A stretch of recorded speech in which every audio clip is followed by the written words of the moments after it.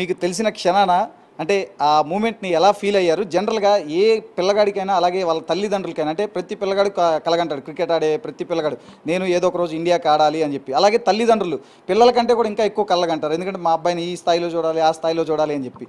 So ఆ మూమెంట్ని మీరు ఎలా సెలబ్రేట్ చేసుకున్నారు? అంటే అసలు అప్పుడు ఏమనిపించింది, మీ భావోద్వేగాలు ఎలా ఉన్నాయి ఆ టైంలో? మాకంటే అంటే మేము మిడిల్ క్లాస్ ఫ్యామిలీ ఇంత లెవెల్కి వెళ్తాడంటే అది చాలా లక్ అనుకోవాలంతే. అది దేవుడి దయ అంతే. అది ఇంకా భగవంతుడు చేశాడు అనుకోవాలి. ప్లస్ కోచ్ సలాం బయ్యాస్ ఉన్నాడు. సలాం బయ్యాస్ కూడా ఆయన కూడా కోచ్ చాలా సపోర్ట్ చేశాడు, చాలా సపోర్ట్. ఈ 11 ఇయర్స్ ఉన్నప్పుడు ఆయన ఎంటర్ అయ్యారు క్రికెట్లో. స్టార్టింగ్ ఏమైందంటే ఈ క్రికెట్లోని ఎంటర్ అయ్యే ముందే నాకు మెయిన్ ఏంటంటే మెడిసిన్ చేయాలని ఉండేది పిల్లలకి. మేము ఇంకా మా మిస్సెస్ అన్నారు మనం మెడిసిన్ చేసేంత స్థాత మనకు లేదు అని అంటే, మనం అట్లే ఎందుకు అనుకుంటాం, ఏదైనా సరే ఒక లెవెల్లో ఫ్రీ సీట్ కూడా వస్తుంది కదా చెయ్యాలి. ఎందుకంటే ఒక ప్రాణం పోసినట్టు అవుతుంది. డాక్టర్ అంటే ప్రాణం పోస్తాడు అందరికీ, అదొకటి మంచిది కదా అనుకునేవాళ్ళు. అనుకుంటే అట్లా చెయ్యాలా అవుదని ఇంకా పిల్లలు ఇద్దరు డిసైడ్ చేశాడు. పెద్ద ఆయన బ్యాడ్మింటన్ అన్నాడు, చిన్న ఆయన క్రికెట్ అన్నాడు. స్కూల్లో కూడా చిల్డ్రన్స్ కూడా ఇట్లా బాగా ఆడతాడు అంకుల్ ఇది అది అని అన్నారు. అంటే ఇంకా మేము ఇమీడియట్లీ నేను సరే ఆడతారా ఇది అది నేను ఇంకా కొంచెం ఆలోచించాం. పిల్లలు ఏంటంటే ఆడపిల్లలంటే పర్వాలేదు కానీ మగపిల్లలు అంటే ఒక లైఫ్ సెటిల్ అవ్వాలి, లేదా చాలా ప్రాబ్లం అవుతుంది, స్టడీస్ ప్రాబ్లము ఇది అది అన్నాను. స్టడీస్ ప్రాబ్లం ఏమనుకో డాడీ అందుకు అనుకుంటావు నువ్వు, ఒక మెడిసిన్ డాక్టర్ నువ్వు అనుకుంటున్నావు కదా డాక్టర్ అని చెప్పేసి. డాక్టర్ అయితే మనం ఓన్లీ మన తెలంగాణ కాకపోతే కొంచెం ఎక్కువ లెవెల్కి వెళ్తే తెలంగాణకు పరిచయం అవుతాడు. కానీ ఇంకా కొంచెం కొంచెం ఉండంటే మన హైదరాబాదు లోకల్లో అట్లా తెలుసు. అదే నేను స్పోర్ట్స్లో వెళ్ళామనుకో అన్నా నేను ప్రపంచానికే పరిచయం చేస్తాను డాడీ, ఎందుకు వరి అవుతావు, మనకు అంత లేదు కదా అంటే ఏం కాదు డాడీ నువ్వు ఎంత అంటే అంత పెట్టు, కొంచెం అన్నా సరే చేద్దాము అన్నాడు. అది ఇక అదే ధైర్యంతో ఆ మాట అనే వరకు అది డైమండ్ వర్డ్ అయిపోయింది. ఆ మాట నేను ప్రపంచానికే పరిచయం చేస్తాను అనగానే ఇంకా సరే అని ఫిక్స్ అయ్యి ఇంకా పర్వాలేదులే అని చెప్పి అప్పటి నుంచి ఇంకా ఓవర్ టైంలు చేసి ఇవి చేసి అవి చేసి కొంచెం లెవెల్ వచ్చింది. లెవెల్ కొంచెం వచ్చాడు. తర్వాత అండర్ 14 క్యాప్టెన్ అయ్యాడు చెన్నైలో. ఇంకా కోచ్ కూడా అరే బాగా ఆడుతున్నాడు అని చెప్పేసి ఆయన కూడా బాగా ఎంకరేజ్ చేసి లంచ్ టైంలో కానీ తెప్పియడము, ఆయనకి బ్యాట్స్ ఏమైనా కొనియడము అంతా చేసేవాడు.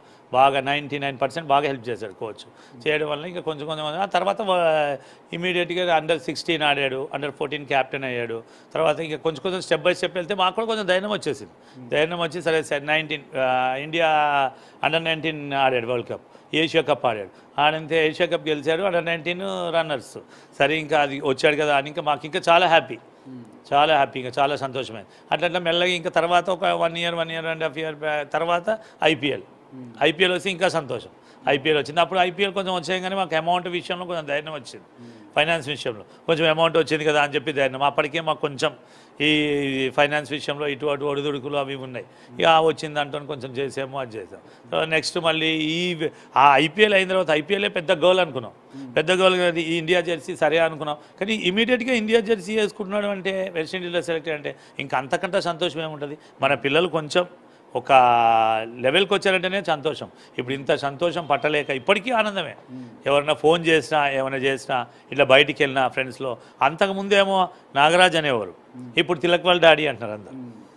సార్ జనరల్గా క్రికెట్ పరంగా చూసుకుంటే స్టేట్ లెవెల్లో కానీ డిస్టిక్ లెవెల్లో కానీ అలాగే రంజీ స్థాయి లెవెల్లో కానీ ఇండియా మొత్తంగా చూసుకుంటే దాదాపు లక్షల మంది క్రికెట్ ఆడుతూ ఉంటారు. ప్రతి ఒక్కరు ఇండియాకి ఆడాలని కోరుకుంటూ ఉంటారు. జనరల్గా మీ అబ్బాయి సామర్థ్యం మీద మీకు ఎటువంటి నమ్మకం ఉండేది? తను ఏదో ఒక రోజు ఇండియాకి ఆడతారు అని నమ్మకం అంటే మీకుందా అసలు? అంటే ఉన్నది అంటే మనం చెప్పలేము కదా సార్. వీళ్ళు టాలెంట్, మనం ఎంత పైసలు ఖర్చు పెట్టినా సరే టాలెంట్ అనేది ఉండాలి. కొంచెం స్టెమినా మంచిగా ఉండి బాగా చెయ్యాలన్నమాట. ఇంకా చేయాలి, హెల్త్ సాధారణ ఇవ్వాలి, అంతా ఇవ్వాలి కదా. సరే చేద్దాము అని చెప్పేసి మాకైతే ఉంది, అయితే బాగున్నది అని. అంటే మా కోచ్ ఏంటంటే కంపల్సరీ అవుతాడు, నేను ఎట్లయినా సరే ఇండియా జెర్సీ వేపిస్తా అనేవాడు ఒక ధైర్యం. ఏదిచ్చినా ఏపీయకపోయినా ఒక మాట అన్నాడు కదా అంటే ఆ ధైర్యం అయితే వచ్చింది. వచ్చి ఇంకా ఆయన కోరిక ప్రకారం ఒక్కొక్క స్టెప్ బై స్టెప్ తీసుకొచ్చాడు. ఇంకా ఆయన మాత్రం లైఫ్లో మర్చిపోలేము కదా. ఇంకా కోచ్ అంటే గురువే కదా. సార్ జనరల్గా ఇండియా టీంలోకి రావడం అంటే మామూలు విషయం కాదు. అందులోనూ సౌత్ ఇండియా నుంచి అంటే చాలా పెద్ద విషయం. నిజం చెప్పాలంటే చాలా రాజకీయాలు జరుగుతూ ఉంటాయి.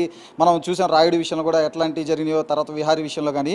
అట్లాంటిది ఇప్పుడు తిలక్ వర్మ ఇండియా జట్టులోకి నేరుగా అది ఐపీఎల్ అయిపోయిన వెంటనే తర్వాత సిరీస్కి ఎంపిక కావడం, అసలు ఎట్లా మీరు ఇదంతా ఏమన్నా ఊహించారంటే ఇట్లాంటిది ఏమన్నా జరుగుతుంది అట్లా అని మీ అబ్బాయి విషయంలో? మా అబ్బాయి విషయంలో రాజకీయం అంటే అంత మాకేం తెలియలేదు సార్, అంతా అనిపించలేదు కదా. మేము స్ట్రగుల్ పడ్డాం 5 years కానీ అమౌంట్ అది ఫైనాన్స్ విషయంలోని దీని విషయం. రాజకీయంలో మాత్రం మాకైతే ఏమనిపించలేదు అసలు. ఇలా రావాలి దాన్ని అంతా కోచే చూసుకునేవాడు కదా, ఇది రావాలి అది రావాలి అనేది లేదు. రాజకీయంలో అయితే ఇంత ఎంటర్ కాలేదు, వాళ్ళు కూడా పొలిటికల్ లెవెల్లో కూడా ఏం తీసుకురాలేదు అసలు, ఇది అది అని ఏమనలేదు. పొలిటికల్ అయితే ప్రజలు ఏం రాలేదు మాకు, ఇది చెయ్యాలి రికమెండేషన్లు అని అవి ఏమీ లేవు. డైరెక్ట్ అయితే ఈ టాలెంట్ బట్టే వచ్చాడు. ఇంకా ప్రతి దాంట్లోని ఇప్పుడు 12 అని చేశాడు. ఫస్ట్ 12లో చేసినప్పుడు స్టార్టింగ్లో 12 ఏజ్ ఉన్నప్పుడు 105 ఎంతో చేశాడు, జూనియర్ కదా. 105 చేసినప్పుడు అప్పుడు అన్నాడు అనమాట, డాడీ నేను 12 చేశాను, 105 చేశాను డాడీ, ఫోటో తీసుకెళ్ళి ఒక 200 డాడీ నాకు, నేను ఫోటో వేస్తాను పేపర్లో అని అంతా తిరిగాడు. తిరిగిన తర్వాత నెక్స్ట్ డే సరే పేపర్లో వేసాడు. నెక్స్ట్ డే వెయిటింగ్ ఇంకవాడు, పేపర్లో వస్తుంది కదా అని పేపర్ కోసం వెయిటింగ్. నెక్స్ట్ డే పేపర్ చూడంగానే రాలేదు, పేరే వచ్చింది తిలక్ వర్మ అని. పేరు రాగానే కొంచెం అప్సెట్ అయ్యారు కొంచెం. అయితే నేను అన్న అది కాదురా, ఓటమి గెలుపులు మామూలే, కాకపోతే వేయలేదేమో, నెక్స్ట్ టైం నువ్వు ట్రై చేయి, ఇది దీని వల్ల నువ్వు ఇంకా ట్రై చేయాలన్న, నీకుంది కదా మళ్ళీ అన్న. సరే అని చెప్పి అట్లా ధైర్యం ఇచ్చాం. ధైర్యం ఇస్తే సరే అని నెక్స్ట్ టైం అయిన తర్వాత ఇమీడియట్లీ Under-14 క్యాప్టెన్ అయ్యాడు. ఇవాళ క్యాప్టెన్ అయినా కూడా కొంచెం ఈ ప్రెజర్ ఉంటుంది కదా చెన్నైలో, అది కూడా ఒక్కడే వెళ్ళేవాడు. మేము వెళ్ళేవాళ్ళం కాదు, ఈవెన్ ఎయిర్పోర్ట్కి కూడా వాడే వెళ్ళేవాడు, కార్లో వెళ్ళేవారు, వచ్చేవాళ్ళు, క్యాబ్ మాట్లాడుకునేవారు. కానీ చాలా ధైర్యంగా వెళ్ళాడు. ఆ తర్వాత ఇంకా కొంచెం లెవెల్ వచ్చేసాక మనకి ఇప్పుడు పేపర్లో కాదు కదా, ఇంకా టీవీలో వస్తాము, ఇది వస్తాము, ఏవో ఇక వాళ్ళకి ఇక వాళ్ళ లైఫ్ సెటిల్ అయినట్టే అనుకున్నాను. సార్ ముఖ్యంగా చెప్పండి, అంటే ఈ మధ్యకాలంలో ఐపీఎల్ ప్రామాణికంగానే భారత జట్టులకు ముఖ్యంగా T20లోకి కానీ వన్డేలోకి కానీ తీసుకుంటున్నారు. ఇప్పుడు రీసెంట్గా చూసుకుంటే IPL 2023లో కూడా తిలక్ వర్మ ముంబై తరఫున ఒక టాప్ స్కోరర్లో ఒకటిగా ఉన్నాడు, 300 పైగా రన్స్ చేశారు. సో ఇప్పుడు ఈ IPL అనేది తన ఇండియా టీంలోకి రావడానికి దోహదం చేసింది అనుకోవచ్చా, లేదు అంటే ఒకవేళ ఈ స్టేట్ లెవెల్, రంజీ లెవెల్ ఇవే అనుకుంటారా? కానీ IPL చాలా హెల్ప్ చేసింది ఫైనాన్స్ పరంగా ఏంటి, దేని విషయంలో ఏంటి. ఇంకా ఇప్పుడు రంజీ ట్రోఫీ ఆడాడు, అన్నీ ఇదే రంజీ ట్రోఫీ ఆడాడు, ఇప్పుడు జోనల్స్ ఆడుతున్నాడు, సౌత్ జోనల్స్, ఇందులో కూడా ఫైనల్స్కి వచ్చారు, ఆడుతున్నాడు. IPL మాత్రం చాలా హెల్ప్ చేసింది, ఎందుకంటే మాకు ఫైనాన్షియల్గా సపోర్టింగ్ బాగుంది కదా. అప్పటికే కొంచెం అది ఉండేది, బర్డెన్స్ ఇది ఉండే కదా. ఫస్ట్ IPL బాగా సపోర్ట్ చేసింది. ఇప్పుడు నెక్స్ట్ IPL ఉంది కదా, నెక్స్ట్ IPLది అమౌంట్ అంతా ఒకటి మేము ప్రోగ్రామ్ పెట్టుకున్నాము, అంటే ఈ స్టేడియంలో, అంటే మాకు కొంచెం భక్తి ఎక్కువ ప్రోగ్రామ్ పెట్టుకున్నాము. ఆ స్టేడియంలోని BHS స్టేడియంలోని ఒక శివపాళ్ళ కళ్యాణం చేయాలి అని. దానికి ఇప్పుడు వచ్చిన అమౌంట్ అంతా 1 crore అయినా పర్లేదు కానీ పెట్టుకుందామని నవంబర్లో డిసైడ్ అయ్యాం. అంటే ఇంకెక్కడ పబ్లిసిటీ చేయాలి అని శివపాళ్ళ కళ్యాణము ప్లస్ రుద్రాభిషేకం చేయాలని డిసైడ్ అయ్యాం. సార్ ఈ IPLలో మీ అబ్బాయి కొన్ని అద్భుతమైన నాక్స్ ఆడాడు. ముఖ్యంగా చెప్పాలంటే బెంగళూరు మీద కూడా కీలకమైన వికెట్లన్నీ పడిపోయిన టైంలో కూడా తను ఒక్కడే దాదాపు 40 బంతుల్లో 90 runs దాకా కూడా చేశాడు. అంటే ఏం చెప్తారంటే తన సామర్థ్యం మీద కానీ, తన బ్యాటింగ్ దీని మీద కానీ, అంటే ఎంత ఒత్తిడిలో కూడా? అంటే ఆయన 4th down 5th down వస్తున్నాడు, ఫస్ట్ నుంచి 2nd down వచ్చినా ఆడుతున్నాడు. ఈక్వల్ టు అంటే అందరు అనేవారు యువరాజ్ సింగ్ అని అది అని. ఆయన టాలెంట్ ఇప్పుడు ఆయన చూపించుకుంటున్నాడు. మాకు కూడా ఉంటుంది కదా కొంచెము, ఆడితే బాగుంటుంది అని మనకి ఉంటుంది, ఆడితే బాగుంటుంది అని ఆడు అనేవాళ్ళం. మాకు అంతా క్రికెట్ మీద దాని మీద స్పోర్ట్స్ మీద వారికి ఇట్లా సలహాలు ఇచ్చేవాళ్ళం కాదు, ఇట్లా ఆడాలి అట్లా ఆడాలి, మనకి తెలియదు కదా. నీ టాలెంట్ నువ్వు చూపి, కోచ్ చెప్పినట్టు నువ్వు ఎట్లా ఆడాలి అట్లా ఆడాలి అన్నాం అనేవాళ్ళం. ఇంకా దానివల్ల ఇంకా ఫస్ట్ బెంగళూరులో ఆడినప్పుడు ఇంక అందరూ టాప్ ఆర్డర్స్ కూడా కొంచెం డౌన్ అయిపోయాడు. వీడు వచ్చాడు 84 85 చేశాడు, సంథింగ్ 84 85 చేశాడు, 89 దాకా చేశాడు. ఇంకా మనం ఇంకా సంతోషం ఆపలేకపోయాం.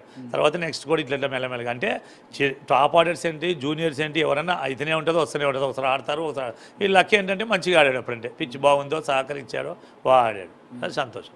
సార్ అసలు మీ అబ్బాయిలో అంటే క్రికెట్ టాలెంట్ని మీరు ఏ వయసులో గుర్తించారు, ఆ తర్వాత మీరు ఏ విధంగా తిలక్ వర్మని ఎంకరేజ్ చేశారు? అంటే గుర్తిస్తామంటే వాళ్ళే, ఇంకా మనము గుర్తిస్తామే ఉంది. స్కూల్స్లో అక్కడ చిన్నగా 11 years ఉన్నప్పుడు 6th classలో కొంచెం ఆడేవాడు. నేను చెప్పాను కదా ఇట్లా అని, ఆడతాం డాడీ, నేను మెడిసిన్ వద్దు డాడీ, ఇట్లా ఆడతాము అట్లా అని చెప్పాడు కదా. ఇంకా దాని విషయంలోని ఇంకా మెల్లమెల్లగా వాడే ఒక్క స్టెప్ ఆడి అన్నేమో బ్యాడ్మింటన్ ఆడతాడు, నేనేమో క్రికెట్ ఆడతానంటే సరే మీ ఇష్టంలో, స్టడీస్ మాత్రం డిస్టర్బ్ అవ్వద్దు, ఎందుకంటే మన మగపిల్లలు కదా, ఒక లైఫ్ అనేది సెటిల్ అవ్వాలి, బేస్ ఉంటుంది కదా అంటే ఇక సరే డాడీ అని చెప్పేసి అన్నారు. ఇక అది గాడ్ గిఫ్ట్ అనుకోవాలో ఏమనుకోవాలో అట్లా మెల్లగా ఒకటి పైకి వచ్చారు. సార్ ఇప్పుడు మరి తిలక్ వర్మ అంటే ఇప్పుడు ఈ పొజిషన్లో చూశారు అంటే ఇంకా రేపు ఎటువంటి పొజిషన్లో మీరు తిలక్ వర్మను చూడాలనుకుంటున్నారు ఏంటి అసలు అల్టిమేట్ అంటే తల్లిదండ్రులుగా మీరు ఏం కోరుకుంటున్నారు తిలక్ వర్మ నుంచి? ఇంకా కోరుకునే సార్ ఫైనల్ స్టెప్ అంటే ఇంకా టెస్ట్ మ్యాచ్ వన్ డే ఆడాలి. ఇప్పుడైతే వచ్చాడు, ఫస్ట్ జెర్సీ వేసుకుంటున్నాడు, 2020 ఫస్ట్ జెర్సీ వేసుకున్నాడు. ఇంకా అది ఫస్ట్ టైం మేము చూస్తున్నామంటే మాకు కూడా ఇక కళ్ళంటే నీళ్ళు వచ్చేస్తాయి, ఆనంద బాష్పాలే. ఫస్ట్ న్యూస్ రాగానే మాకు అట్లా వచ్చింది. ఇంకా దానివల్ల ఇక రెండే ఉన్నది కదా, ఇంకా ఇంకేముంటుంది. కాకపోతే లాస్ట్ ఫైనల్ ఏంటంటే ఆయనది ఏంటంటే వరల్డ్ కప్ తేవాలి, నేను ఆడాలి, నా పీరియడ్లో వరల్డ్ కప్ రావాలి నేను ప్లేయర్గా ఉన్నప్పుడు అనేది ఫస్ట్ నుంచి అట్లా మనసులో పెట్టేసుకున్నాడు. కాబట్టి ఇప్పటివరకు స్టెప్ బై స్టెప్ అన్నీ వచ్చాడు కదా. ఇప్పుడు ఐపీఎల్ అయిపోయింది, under-19 world cup, Asia cup ఆడాడు, లైన్గా వచ్చాడు. ఇప్పుడు మళ్ళీ ఇది జరిగింది. నెక్స్ట్ ఇంకా దేవుడి దయ వలన అది కూడా వరల్డ్ కప్ కూడా ఆయన నెరవేరితే ఇంకా అంతకంటే ఇంకా హ్యాపీ లేదు మాకు. సార్ తిలక్ వర్మని చూస్తే చాలా హై లెవెల్ కాన్ఫిడెన్స్లో కనిపిస్తూ ఉంటాడు. ఎందుకంటే మనం ఐపీఎల్లో చూసాము, దానికి తగ్గట్లు వండర్ఫుల్ నాక్స్ ఆడారు కూడా. అసలు ఏంటి అంత కాన్ఫిడెన్స్ లెవెల్స్, ఏంటి తనకు అంత ధైర్యం కానీ? ఎందుకంటే చూసాం ఐపీఎల్లో వరల్డ్ క్లాస్ బౌలర్లనే చితక్ కొట్టిన పరిస్థితి ఉంది మనం చూసాం. ఇంకా అంటే ఆయన టాలెంట్ మరి ప్రతి బాలు కొడుతుంటాడు కదా, ప్రతి బాలు. డిఫెన్స్ ఆడకుండా 2020 మొన్న ఇందులో కూడా జోనల్స్లో కూడా దులీప్ ట్రోఫీలో కూడా అట్లనే ఆడాడు. 2020 ఆడినట్టే ఆడుతున్నాడు. సరే ఇక వాళ్ళ టాలెంట్ వాళ్ళు మనం ఆపొద్దు కదా.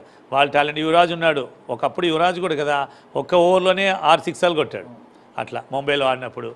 అట్లా ఈయనకు కూడా ఇంకేంటంటే ఏ బాల్ అన్నా కొట్టాలి అని, ఇంకా లక్ అంతే, ఇంకా ఏ బాల్లో అన్నా కొట్టాలని చెప్పేసి. అశ్విన్ బౌలింగ్లో కొడుతున్నాడు, చహాల్ బౌలింగ్లో, అందరు హర్షదీప్ బౌలింగ్లో, అందరిలో ఏవాడు ఇంకా లక్ అనుకోవాలి, అంతే, గాడ్ గిఫ్ట్ కొడుతున్నాడు. కానీ కొంచెం అలసట లేకుండా ఆడుతున్నాడు సీనియర్ ప్లేయర్ లాగా.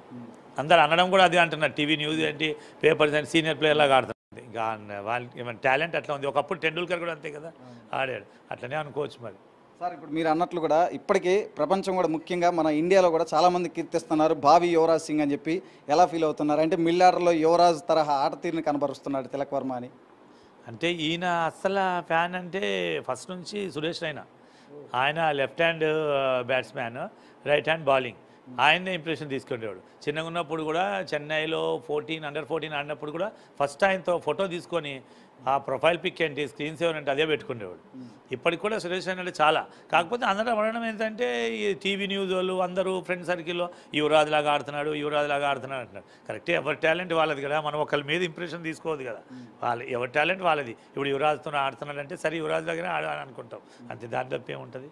సార్ చివరిగా చెప్పండి, అంటే ఈ న్యూస్ అంటే తను ఇండియా టీంలోకి సెలెక్ట్ అయ్యానని మీకు చెప్పే ముందే తనకు తెలుసు కదా ఎలాగూ, అంటే తను ఎలా రియాక్ట్ అయ్యాడు, అంటే తను ఎలా ఫీల్ అయ్యాడు అంటే ఈ హ్యాపీనెస్ని? హ్యాపీనెస్ అంటే ఆయనకన్నా మాకు హ్యాపీ ఎక్కువ. ఎందుకంటే చిల్డ్రన్స్ ఇంత పెద్దగా అయ్యారంటే ఒక న్యూస్ ఇట్లా వచ్చిందంటే, ఇంత వచ్చిందంటే మనం ఆయన సంతోషము ఇంట్లో వచ్చిన తర్వాత ఈ న్యూస్ వచ్చింది కదా వాట్సాప్ కాల్ చేశాడు. ఆయన సంతోషం చూస్తే అది ₹1 కోటి 10 కోట్లు ఇచ్చిన సరే అది కొనలేం. మన చిల్డ్రన్స్ మన ఆ లెవెల్కి వెళ్తే ఎంత పైసా సంపాదించినా ఎంత సంపాదించినా అంటే ప్రపంచంకంతా పరిచయం చేశాడు కదా, ఇంకా అంతకంటే సంతోషం ఏముంది. మేము ఆయన చూస్తేనే మాకే హ్యాపీనెస్ అనిపించింది వాట్సాప్ కాల్ చేస్తే. Thank you sir. ఇది తిలక్ వర్మ తండ్రి చెప్తుంది. అయితే కొడుకుని కన్నప్పుడు కాదు, ఆ కొడుకు ఒక ఉన్నత స్థాయికి వెళ్ళినప్పుడు తండ్రికి ఉండే పుత్రోత్సాహాన్ని మనం ఒకసారి ఇప్పుడు కల్లారా నాగరాజు గారి కళ్ళల్లో కూడా ప్రత్యక్షంగా చూసాము. తన కొడుకు రాబోయే రోజుల్లో టీమిండియాకి వన్డే జట్టుకి అలాగే టెస్ట్ జట్టుకు కూడా ప్రాతినిధ్యం వహించాలని చెప్పి కూడా ఆయన కోరుకుంటున్నారు. మనందరం కూడా కోరుకుందాం, ఒక తెలుగు క్రికెటర్ ఖచ్చితంగా అంబటి రాయుడు తర్వాత మరో తెలుగు క్రికెటర్ జాతీయ స్థాయిలో అంతర్జాతీయ స్థాయిలో ఉన్నతంగా రాణించాలి, ఈ స్థిరంగా భారతీయ జాతీయ జట్టులో ఒక సుస్థిరమైన స్థానం అలాగే పొందాలి అని చెప్పి కూడా మనస్ఫూర్తిగా మనం కూడా కోరుకుందాం.